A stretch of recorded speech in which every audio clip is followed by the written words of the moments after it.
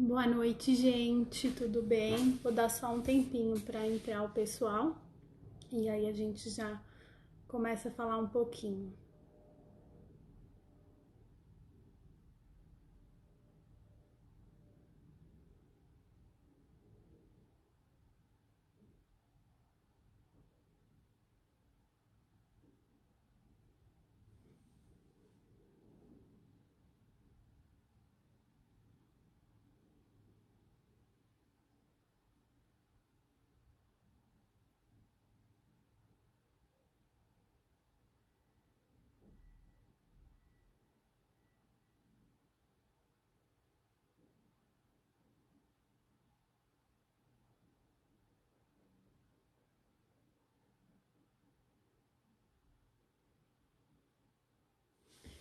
E aí, vocês estão bem? Conseguiram assistir o documentário?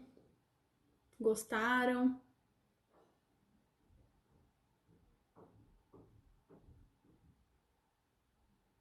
Lari, seu pai é vida, ser evoluído na Terra.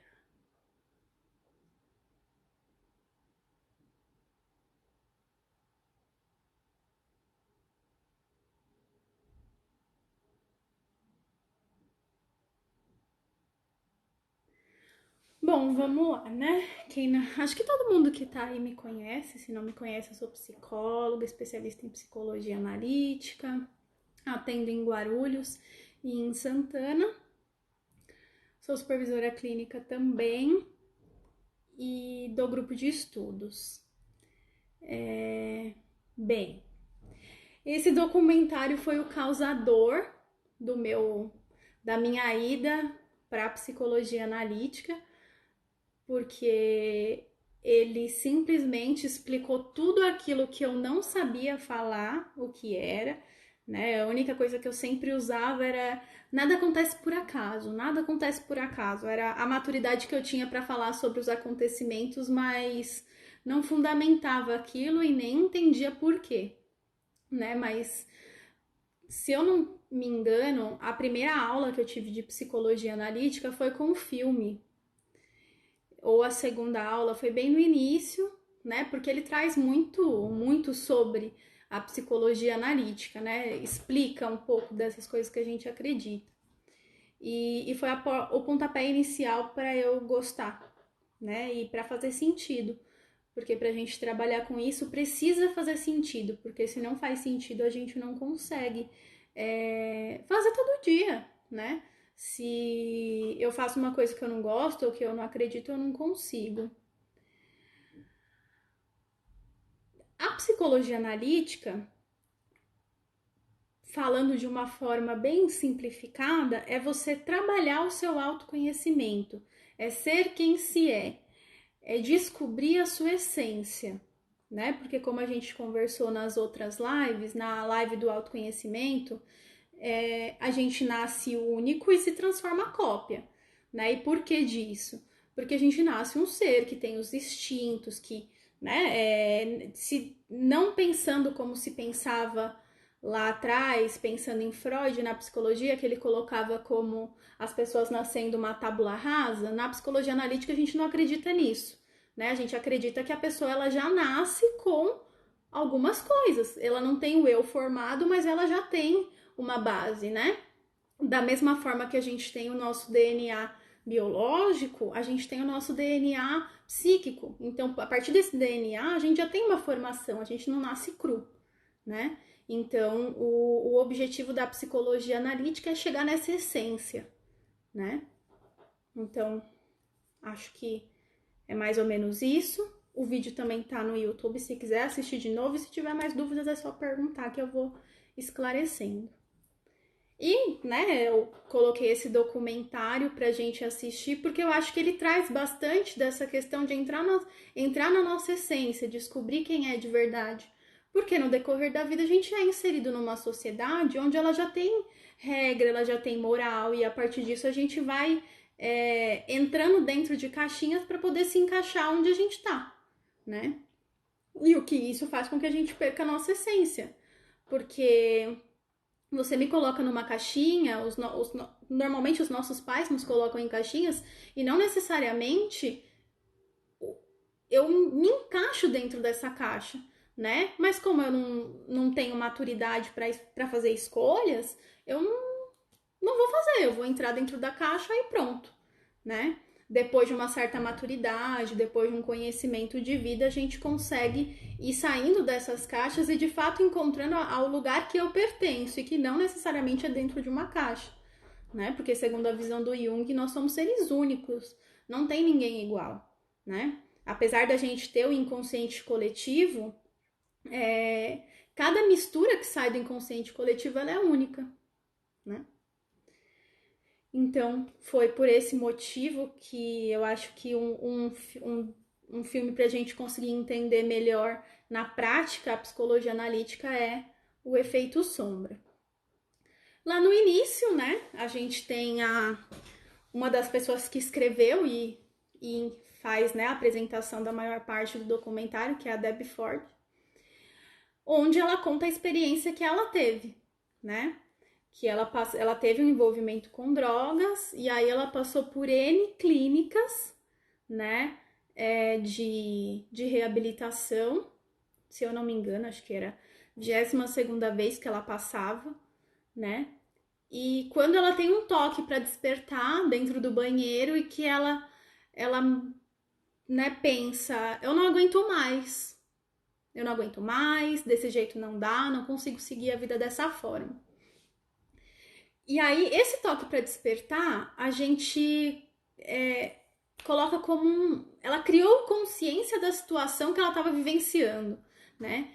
E aí a gente pode ligar aquela frase que a gente conversou na segunda-feira, que tudo aquilo que a gente resiste persiste, né? Então, durante 22 internações, ela negou que precisava de ajuda, ela negou que ela estava doente, ela negou tudo. Ela ia porque alguém queria que ela entrasse, porque ela precisava de tratamento, porque as pessoas do lado de fora falavam que ela não estava bem. Mas ela mesma não viu e não sentia isso. Então, ela resistia. E se ela resistia, persistia. Porque como é que eu vou mudar uma coisa que eu coloco que não é minha, né? E o que te negas te subordina. Então, se ela estava negando, ela continuava escrava daquela situação, né? Então, ela precisou aceitar. Depois que ela aceitou, ela teve a possibilidade de se transformar e iniciar uma jornada diferente dali para frente, né? E aí ela vai passar um tempo na reabilitação e sai de lá. E vai lá para lá apresentar aquela palestra, né, do documentário. E aí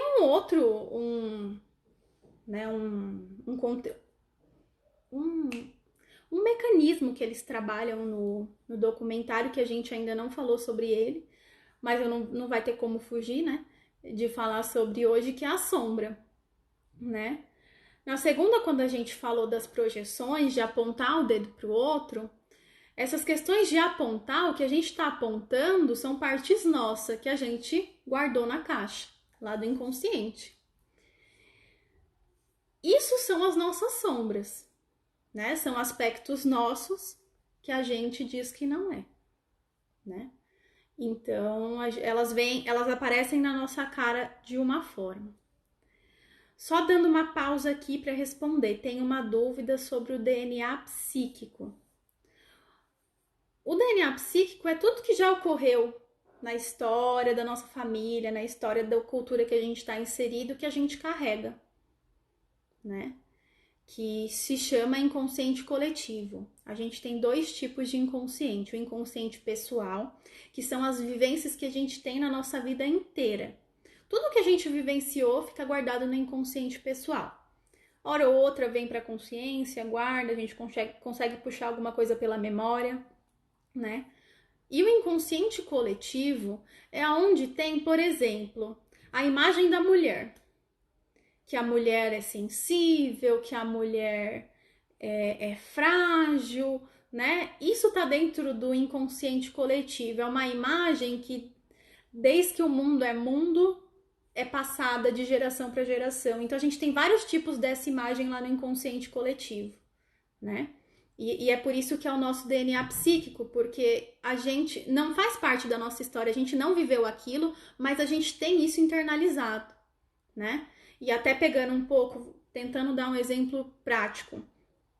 O feminino, a mulher, ela sempre tem aquela sensação de que ela tem que dar conta de tudo. Isso é algo que vem muito anterior à nossa existência, né? Porque a gente nunca teve a experiência, né? Pensando pequeno ou, né, adolescente, a gente não teve essa experiência de ter que fazer tudo e dar conta de tudo, mas a gente carrega isso, né? Então, não sei se eu te expliquei, mas também a gente vai ter oportunidade de falar sobre isso. Voltando um pouquinho para a sombra, né? No documentário a gente tem bastante exemplo da questão da sombra, né? Que a todo momento ela aparece. A gente não consegue fugir da sombra. Ela vem atrás da gente em forma de pessoa para esfregar na nossa cara, a gente ter que olhar para isso, né? E o que são as sombras? São todos os conteúdos que a gente guardou, todos os nossos instintos que a gente teve que guardar, porque não cabia dentro do lugar que a gente está inserido, né? Então, você não pode ser agressivo, você guarda lá na sombra a sua agressividade, você tem que ser algo quietinho, bonitinho, não pode xingar, não pode bater, não pode isso, você guarda. Mas quando você fica muito nervoso, a tendência é você soltar para fora, né? Porque faz parte de você. Mas a gente nega, né? No entanto, numa discussão eu tô gritando, eu tô berrando, a outra pessoa pergunta: "Você tá nervosa?" De jeito nenhum, né? Então, só que a gente tá, né? Mas a gente não quer reconhecer isso, né? A gente fica fingindo que não faz parte. Então, todas essas coisas que foram colocadas para nós como que não fazem parte da gente, não deveriam fazer parte, a gente guarda lá no inconsciente e deixa lá, né? No inconsciente pessoal, porque isso é pessoal, não é o inconsciente coletivo, né? Lá na infância é o lugar onde a gente tem essas características que ficam reprimidas, guardadas. Por quê? Porque as pessoas falam pra gente: você não pode fazer isso, isso é muito feio que você tá fazendo, esse seu gosto não é legal, né? Todas essas partes vão guardar lá na caixinha. E tudo que a gente faz que sai fora do costume, que não é bem aceito, a gente não tende a fazer de novo, né? Até porque quando a gente é criança, a gente não tem o senso, a maturidade de perceber que tudo bem que as outras pessoas não aceitem. Mas para mim é bom, para mim é tranquilo, faz sentido para mim, né? Então a gente guarda e deixa lá, né?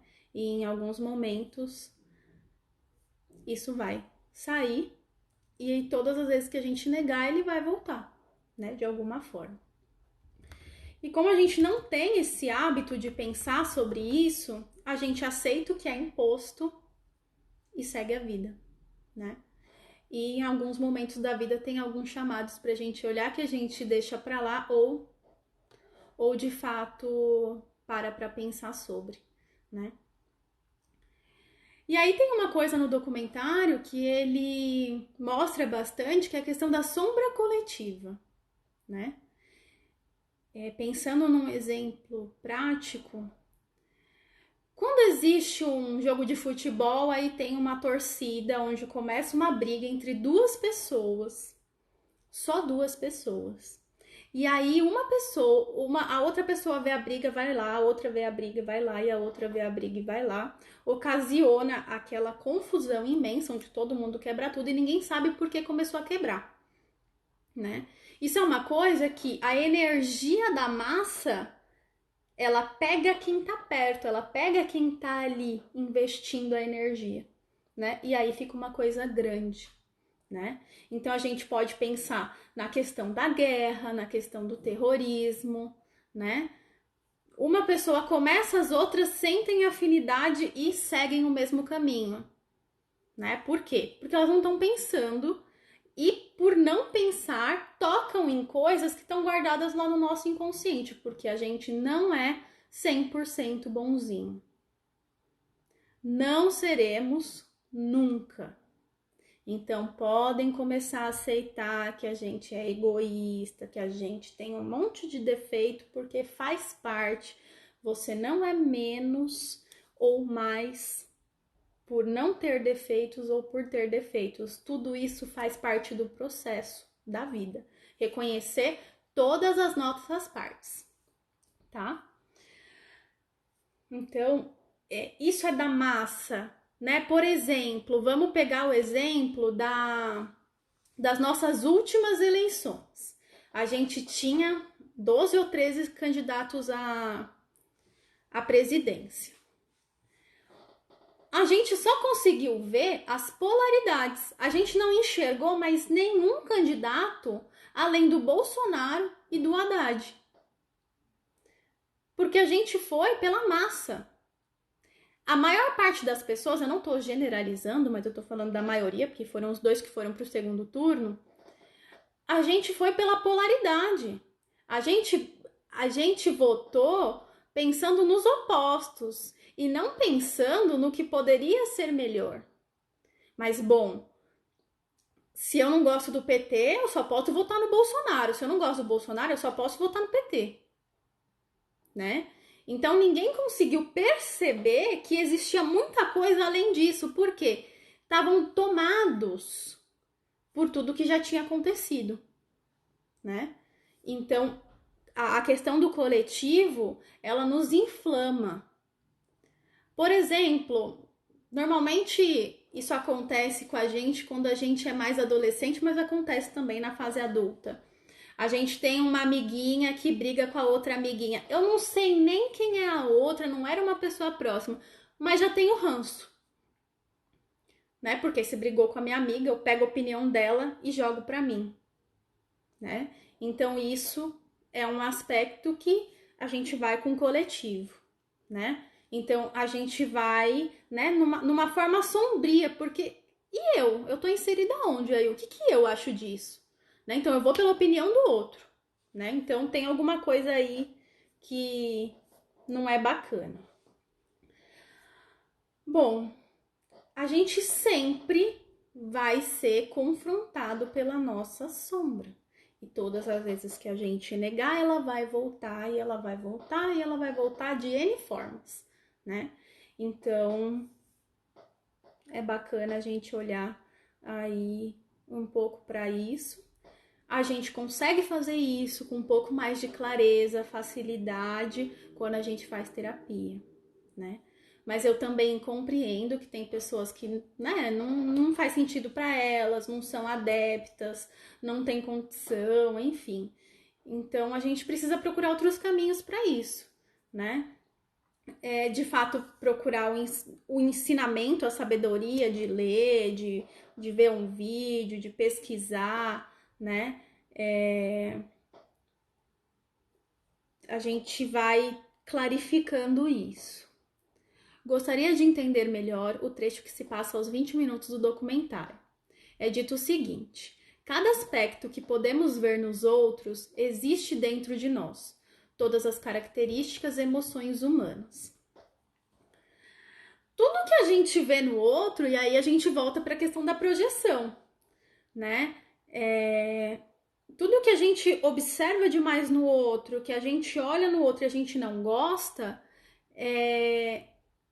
faz parte da gente, a gente tem. Porque se pra gente não faz sentido, a gente deixa pra lá, né?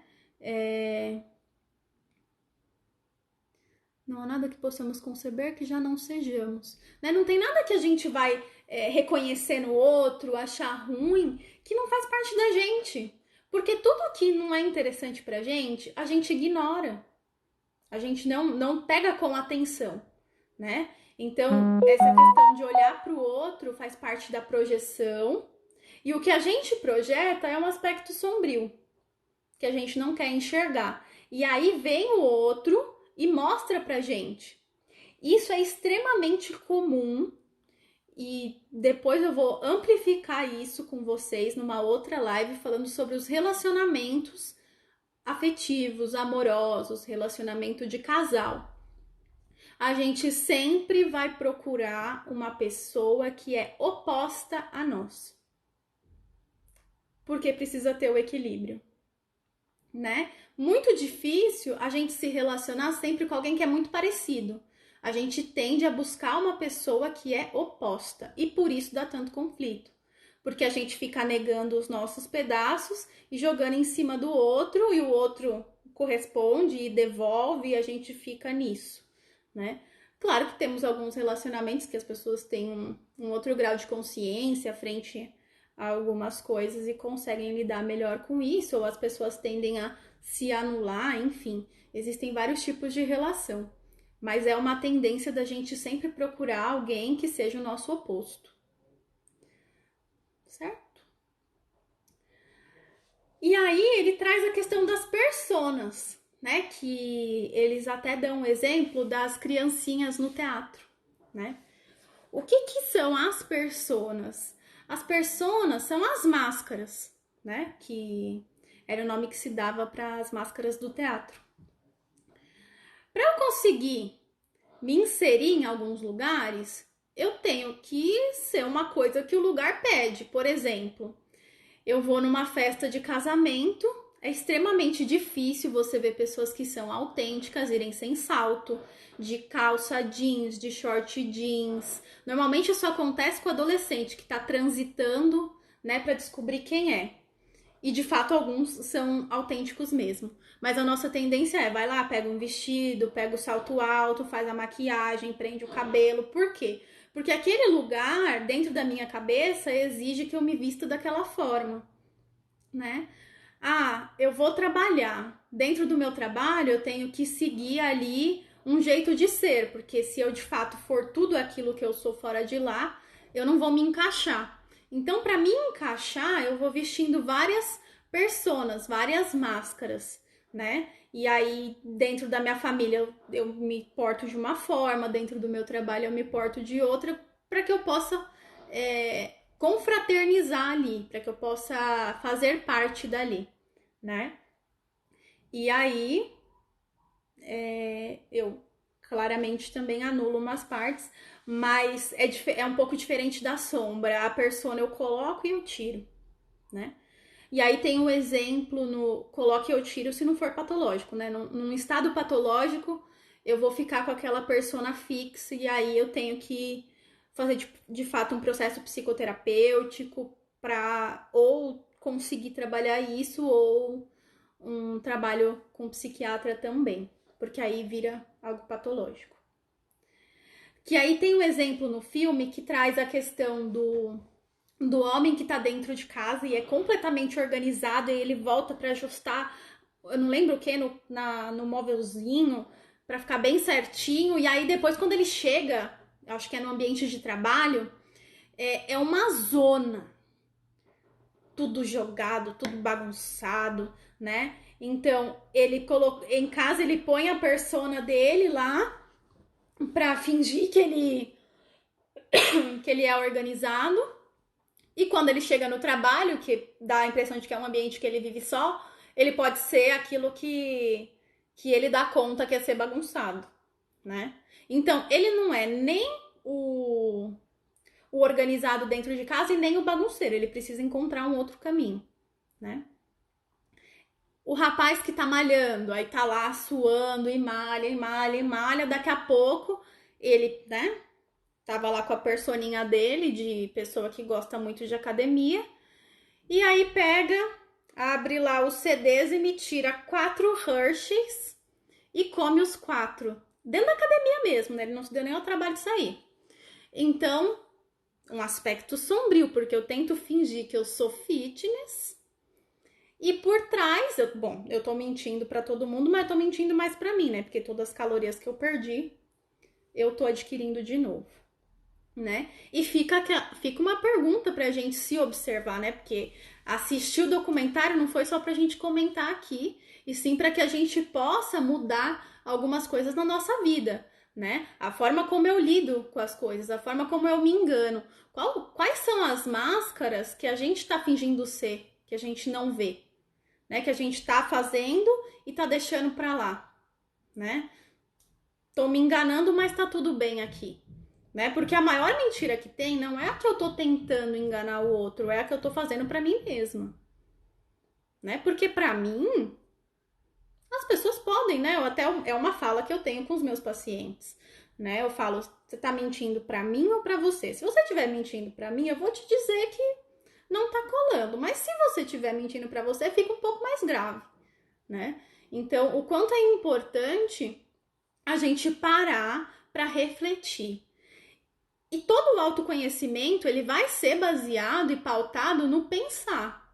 Porque se eu deixar as coisas ficarem passando, é uma escolha. Mas se eu paro para pensar, eu consigo transformar tantas coisas e que talvez o resultado lá na frente seja melhor, né? E eu me sinta mais eu por esse motivo, né?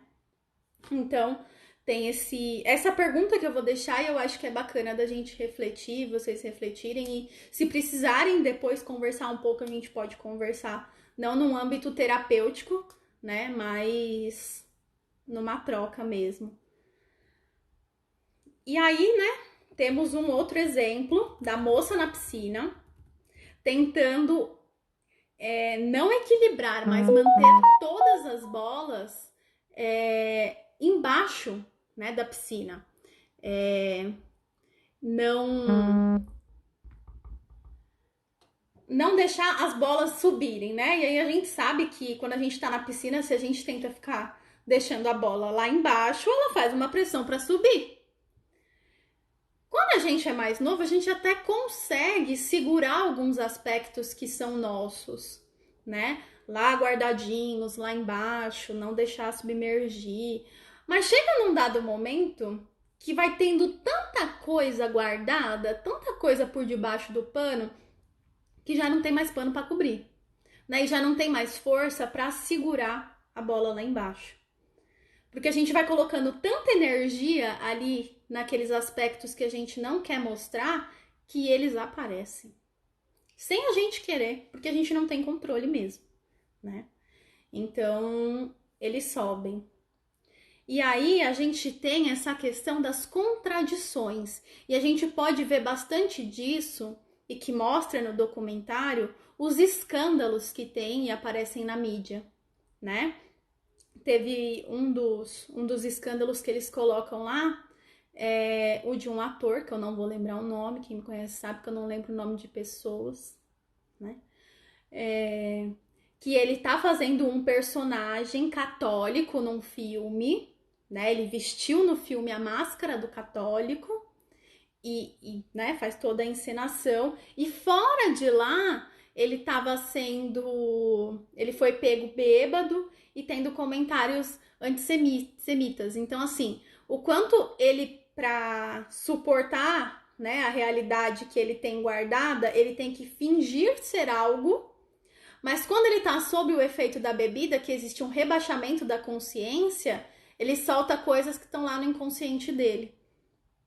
Por isso que a gente tem aquele ditado, né? Quando a bebida entra, a verdade sai, né? Deve ser Mel Gibson, não sou boa para isso, né? Então, a gente tem escândalos, religiões. Eu não gosto muito de falar essas coisas, que eu acho que é muito polêmico, né? Mas, por exemplo, na igreja, no pastor que prega a palavra e de repente tem um escândalo referente à pedofilia, a questões sexuais, que é justamente o que prega dentro da imagem que ele prega ali na religião, é ao contrário aquilo que ele está fazendo por trás. Então, quando eu fico colocando muito peso de um lado só, o outro fica sombrio, né? E aí ele aparece de uma forma avassaladora, que poderia ter acontecido de uma outra forma se eu tivesse olhado para isso, se eu tivesse trabalhado o equilíbrio. Mas como eu não trabalho o equilíbrio, ele vem de uma forma devastadora, tanto para mim quanto para as pessoas que estão próximas a mim. Neste caso, mas o que fazer quando nossa sombra não é socialmente e eticamente aceita? A gente tem que trabalhar ela, porque se você assume a sua sombra, você assume que ela faz parte de você. Se ela faz parte de você, você tem o poder de ajustar ela para você conseguir realizar. Eu não preciso ser só boazinha e eu não preciso ser ruim. Eu tenho que encontrar um caminho do meio nisso. Por exemplo, ser egoísta. Ser egoísta não é um problema. Porque tem momentos da nossa vida que o egoísmo ele é necessário. Quando eu tenho uma pessoa que está invadindo o meu espaço, eu preciso ser egoísta o suficiente para conseguir falar para ela: para, fica aí onde você tá, que daqui para cá é o meu espaço. Mas se a gente for pensar, dentro da sociedade o egoísmo ele é extremamente mal visto,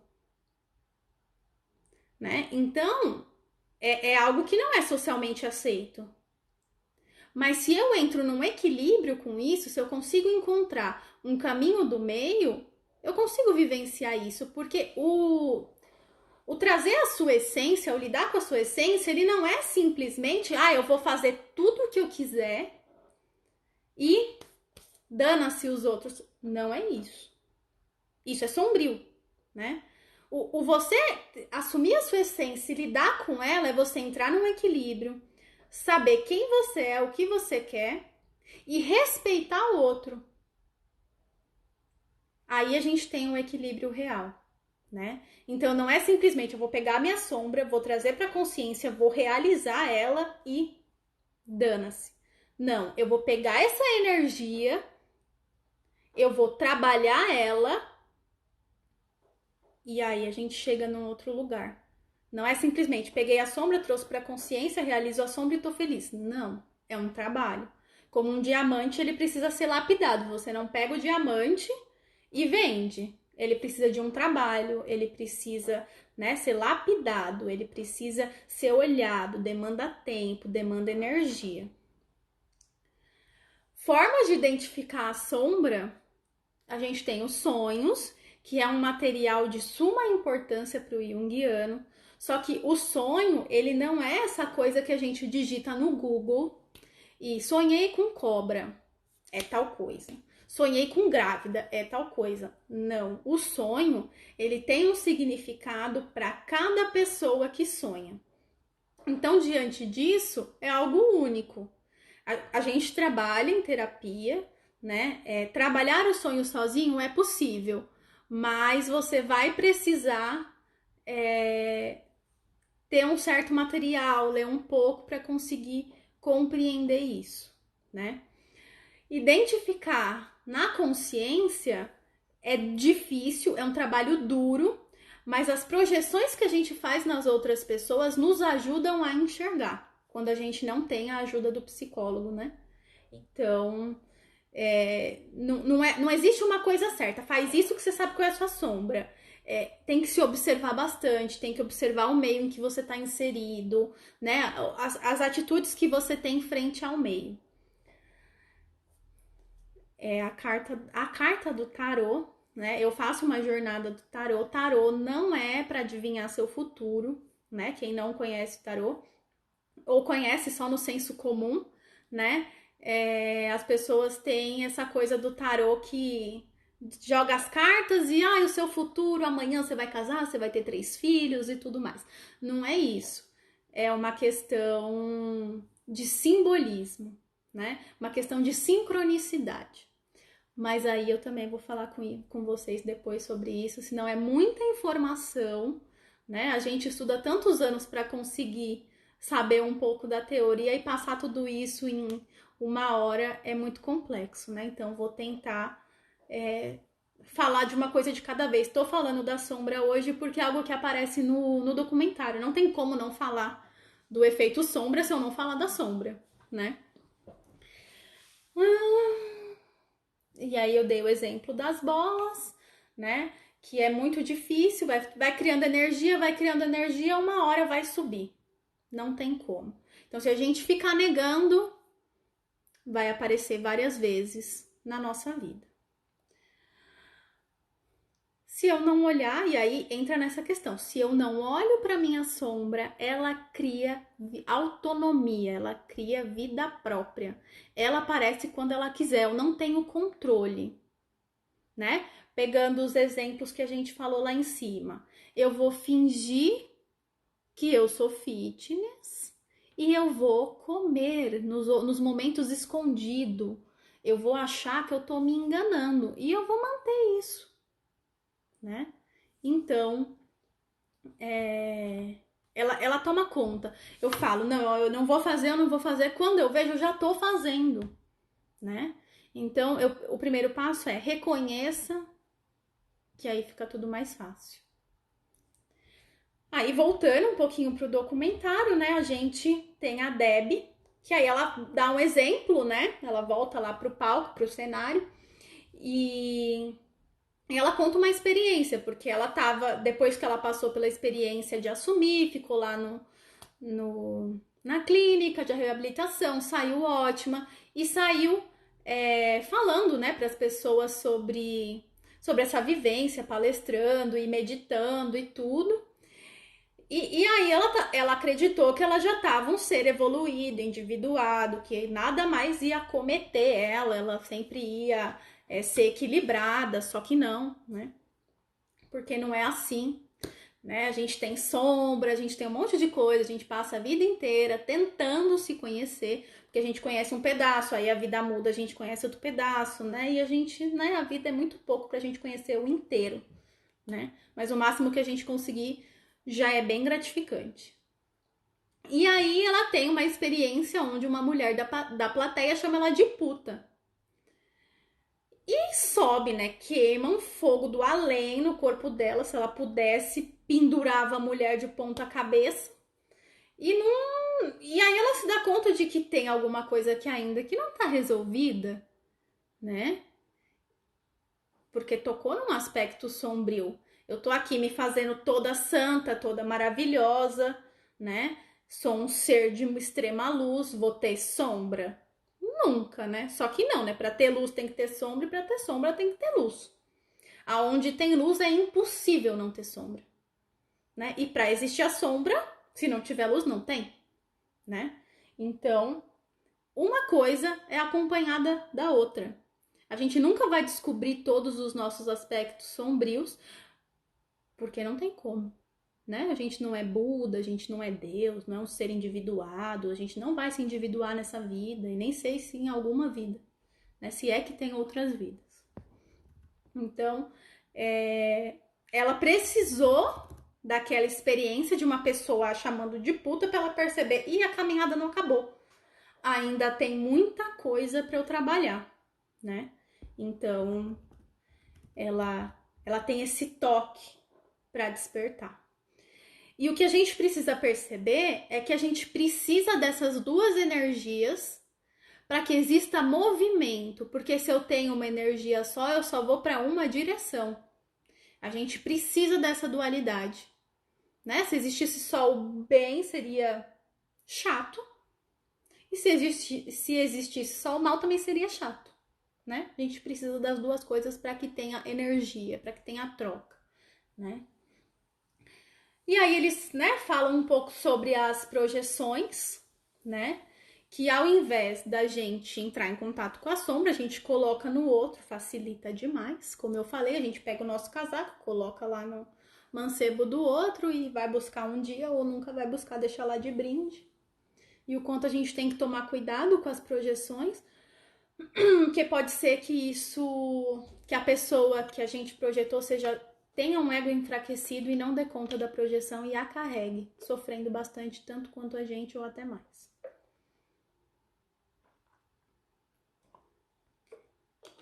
Se a gente não perceber, né, e não nos olharmos como um inteiro,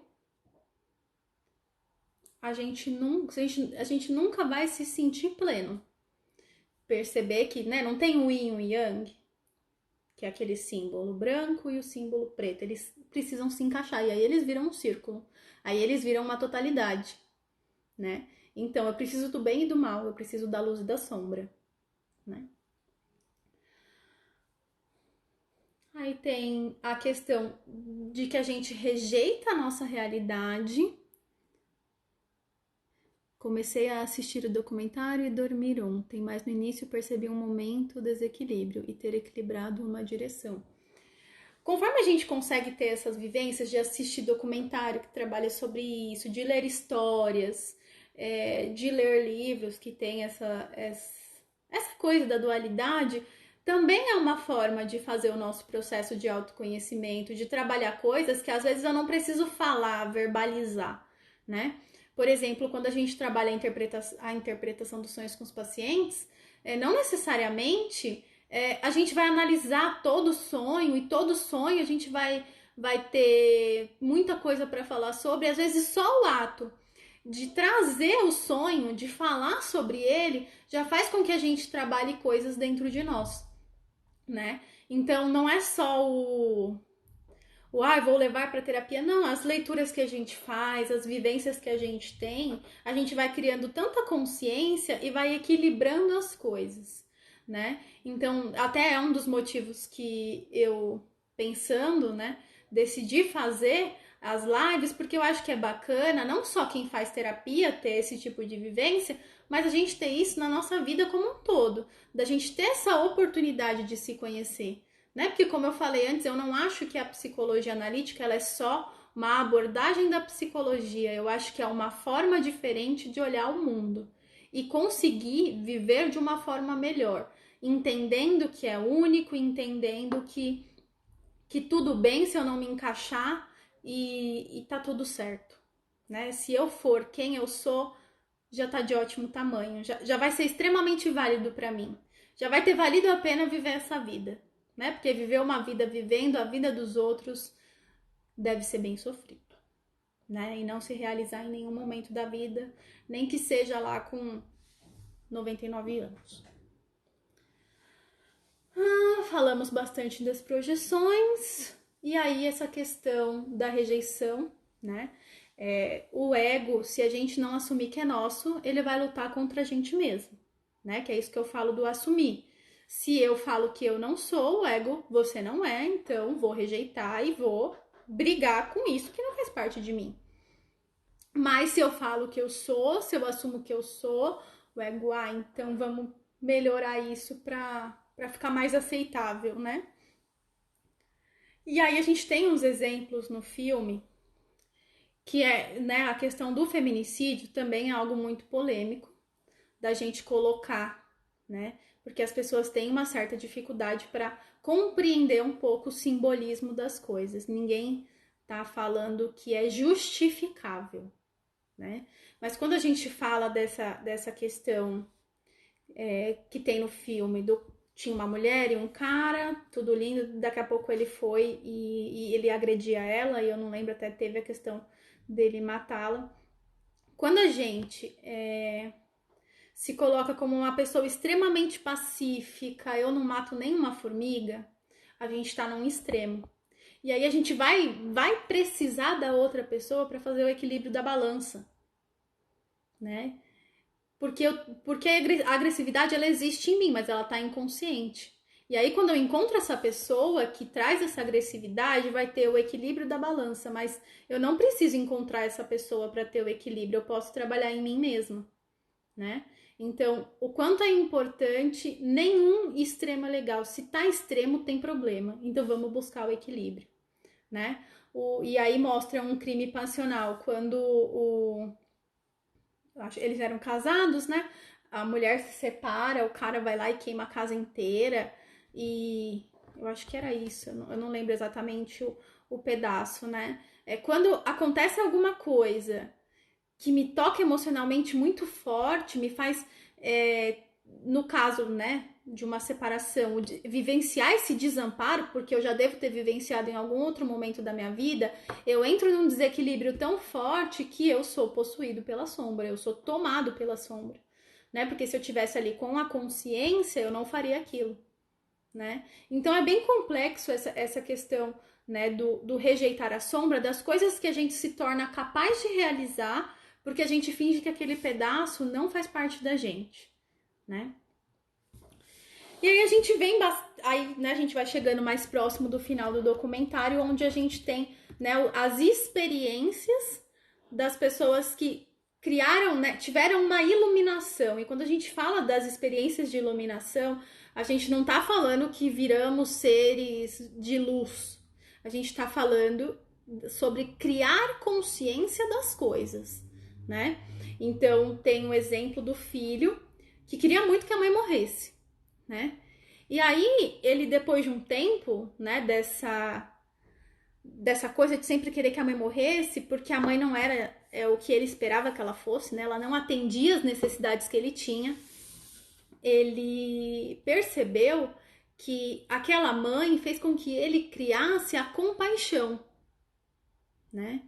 Que ela não era o que ele queria, mas ele conseguiu se compadecer por aquilo que ela podia dar, né? E que é uma coisa que a gente sempre espera do outro, espera do outro, espera do outro, continua esperando, né? E o quanto a gente tem que parar, né, com isso. E aí tem uma frase, né? O que não nos mata nos torna mais forte, né? E aí é de fato, né? É o aprender na dor, que faz parte da vida.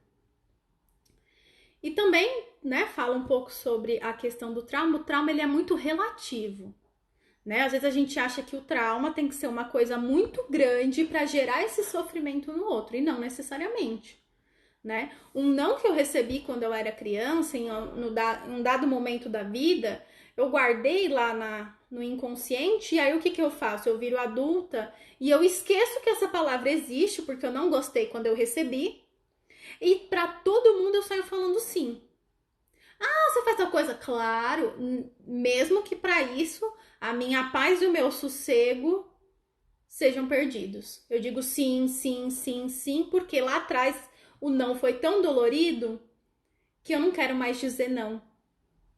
Mas espera aí, também dizer sim também é dolorido, né? Então, mais um exemplo de que é necessário o equilíbrio. Eu tenho que saber que em alguns momentos eu vou dizer sim, em outros eu vou ter que dizer não. E tá tudo bem, né? Dizer não pro outro não é um problema, às vezes é uma solução, né? E aí, né, também fala sobre tudo que a gente segura nos adoece, psiquicamente, fisicamente, né? Que é a questão da psicossomática, né? E aí a gente tem, né, aquela coisa que a gente acha, a pessoa teve um desgosto muito grande, né? E aí ela ficou doente. Não é só isso, porque a gente precisa ter muitas coisas, né, para ficar doente, mas é uma junção de tudo, porque hoje a gente tem a questão do ser saudável biopsicossocialmente. A gente precisa estar bem biologicamente, psicologicamente e socialmente, né? Então, é um conjunto de coisas que faz com que a gente tenha saúde. E é um conjunto de coisas que faz com que a gente perca a saúde. Mas a mente e o corpo estão ligados diretamente, não são separados e não tem como ser separado. E aí a gente pode assistir o documentário do Riel. Ele tem no Netflix, pelo menos até a última vez que eu assisti tinha no Netflix, onde ele mostra a cura através do poder da mente. Mas eu não tô falando que você vai rezar 3 Pai Nosso e vai estar curado no final da reza. Ou rezar um rosário, não é isso. A fé, obviamente, contribui muito, mas é um conjunto de um tratamento medicamentoso, com um médico bonitinho, e a questão do pensamento, né? É um conjunto de coisas. Se depois vocês quiserem também falar sobre o Rio, a gente também pode falar. É H-E-A-L. Tinha no Netflix, eu acho que ainda tem, que faz bastante tempo que tá lá. E aí, né, colocando essa questão da doença, que é uma crise, né? É uma crise que a gente passa na vida, é real. H-E-A-L. A doença é uma grande crise, né? Que em alguns momentos faz com que a gente bata o pé no fundo do poço e tenha que subir de volta e tirar a energia do além. Mas são nessas crises que a gente consegue evoluir, que a gente consegue se tornar uma pessoa melhor. E eu não tô falando melhor de bom e mal. Eu tô falando melhor para nós, que a gente consegue evoluir. Mas também tem as pessoas que não conseguem fazer esse trajeto, esse trabalho, elas batem o pé no inferno e ficam lá, né? Porque precisa de uma força, de algo muito além. Eu vou tentar correr um pouquinho pra gente terminar de falar, porque tem 9 minutos, né? E acaba rápido esse treco. E aí a gente tem, né, alguns exemplos da chinesa, né, que tinha a mãe chinesa e o pai japonês, que existia um conflito, né, entre a China e o Japão. E aí eu não lembro bem o que aconteceu com a mãe, e esse pai vem com a madrasta, os dois japoneses, para buscar essa filha na casa dos avós. Mas ninguém tava querendo muito levar a criança, né? E aí ela sempre teve muita raiva, e ela projetou isso no Japão, né? Ela não queria ir pro Japão nem que a vaca tossisse, e ela ficava na Malásia com os avós, né? Então ela se sentia chinesa e malasiana, sei lá como é o nome. E aí ela precisou perceber que para ela conseguir fluir, ela tinha que aceitar esse lado japonês. Então, quando ela aceita, ela consegue o incrível de um emprego lá no Japão. Ela prospera bastante na aonde ela tá, e aí ela transcende essa coisa, né, que ela criou negando essa parte que era dela, porque ela é japonesa também, né? E aí ela flui. O filho que esperava do pai que o pai fosse tudo aquilo que ele sonhou, né? Um pai amoroso, que beijasse, que abraçasse, e o pai não tinha isso para dar para ele, né? E aí ele conseguiu ter uma compreensão de que meu pai não tem para dar. Eu quero receber, então eu vou dar, porque se eu quero receber um abraço, eu dou o abraço, eu vou receber o abraço. Eu dou o beijo, que ele vai retribuir o beijo, né? Coisa que a gente na consciência pensa, por que o outro não me liga? Mas você já reparou, se você pega o seu telefone para ligar, como é que ele vai te ligar de volta? Né? Como é que a outra pessoa vai realizar uma coisa que ela também não recebe? Né? Então precisa dessa troca. Então o que eu espero do outro, por que eu não vou lá e faço? Talvez o outro possa fazer por mim também, né? E aí tem uma médica, né, que esteve lá em Auschwitz. Ela esteve com a irmã. Logo que ela chega, tiraram o pai e depois levaram a mãe. Ela pergunta, né, o que aconteceu com a minha mãe. E aí uma outra pessoa que estava lá com ela fala que a mãe estava queimando, né, na câmara. E aí a gente não sabe, né? E aí a gente reforça, né? A essência da pessoa, quanto ela é importante. Que ela teve uma força e um espírito ali de conseguir lidar com aquela situação sem se tomar, que ela manteve o equilíbrio, ela viu, né, que aquela missão fazia parte da jornada dela, ela não se sente prisioneira, ela vê aquelas pessoas que estavam se prestando aquele serviço como prisioneira, e ela consegue evoluir. Né? Ela consegue passar por aquilo, foi difícil, foi dolorido, deixou muitas marcas, claro, mas ela tirou uma força que ela nem sabia que ela tinha para conseguir transcender aquela situação e levar a vida dela depois que tudo aquilo acabasse, né? E aí a gente tem um exemplo que é até o oposto, né? Quando vem a Marita, né? Alguns nomes eu lembro, que carregava essa coisa da guerra, né, que teve entre os alemães e os judeus, e ela não se relacionava com essas pessoas. E aí entra a questão do inconsciente coletivo. Ela não teve participação alguma nisso. E ninguém da família dela, diretamente. Mas ela tinha aquela sensação que ela poderia fazer mal para essas pessoas, para os judeus, se ela se relacionasse, porque ela era alemã, né? E aí ela tem que entender que não foi ela que fez isso, aquilo faz parte da história dela, mas não foi ela. E aí, no entanto, que ela abraça a médica, né?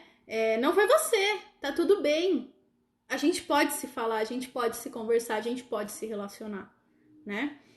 Então aí traz o exemplo do inconsciente coletivo. Eu carrego muitas coisas que não são minhas, que eu preciso me discriminar, né? Vem a Sâmia, que fala da experiência da mãe, que perdeu a mãe dela perdeu a mãe na guerra, eu não sei bem o que foi, né? Lá, se eu não me engano, foi em Israel. E o quanto a mãe tinha compaixão e perdão por aquelas pessoas que estavam lá na guerra, lutando, lá os combatentes, Mesmo a mãe dela tendo morrido lá, né? Ela conseguiu perdoar, né? E o perdão, ele vem do coração. E se eu não perdoei com o coração, eu não perdoei. Se eu digo que perdoei, desculpei e quero que a pessoa queime no mármore do inferno, eu não perdoei ela. Eu tô fingindo pra mim, pra todo mundo que tá perdoado. Ah, eu perdoei, mas espero que ela pague tudo aquilo que ela me fez. Não adiantou nada você falar que perdoou, já cancelou o perdão aí, né? Então, o perdão ele começa no coração. E não perdoar o malefício é nosso. A gente carrega a bronca e a gente adoece com isso, né? Porque a gente fica sempre desejando coisas para aquele ser de luz que fez uma cagada na nossa vida. Tem o Brent, que foi molestado, né, num espaço religioso em que ele estava inserido e que ele só conseguiu se desprender disso a partir do momento em que ele perdeu a vergonha de ter passado por isso, porque gera culpa. Normalmente as pessoas que são abusadas, elas têm muita culpa. Elas acham que elas fizeram alguma coisa para que isso acontecesse. E desculpa, a vítima não é culpada. Culpado é culpado, né? Mas a gente tem essa tendência de se sentir culpado das coisas que nos acontecem.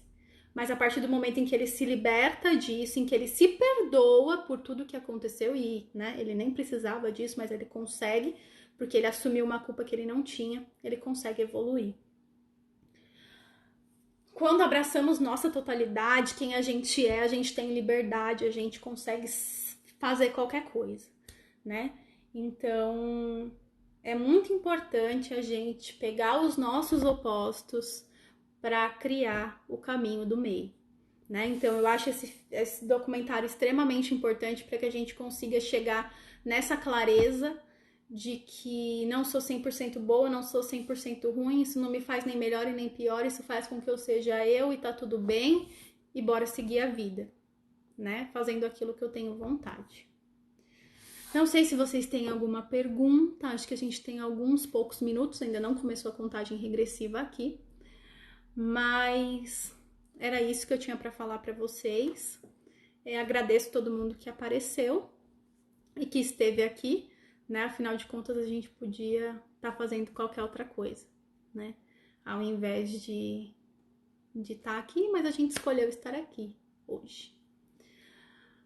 Alguma pergunta? Curiosidade? Angústia, né? Afinal de contas, falamos de um tema extremamente pesado. Sombra gera extrema angústia saber que a gente também tem um demônio que nos habita. Não tem problema quem chegou agora. Assim que a live estiver disponível, eu subo ela para o YouTube. Então é só ir lá no YouTube que vocês conseguem assistir esse vídeo inteirinho. E se precisar perguntar alguma coisa, é só me chamar. Geralmente ela vem com uma força maior. Não é geralmente não, é quando a gente nega. Porque aspectos sombrios a gente tem vários. Mas conforme a gente vai negando, ela vai criando uma força até a hora que ela fica autônoma. E aí a gente fica possuído. É assumir que você tem a sombra, é assumir que você faz o negócio, assumir que você tem o demoninho. Assumir que o anjo e o demônio são amigos, best friends, não vamos separar, né? Vamos abraçar e vem cá, meu amigo.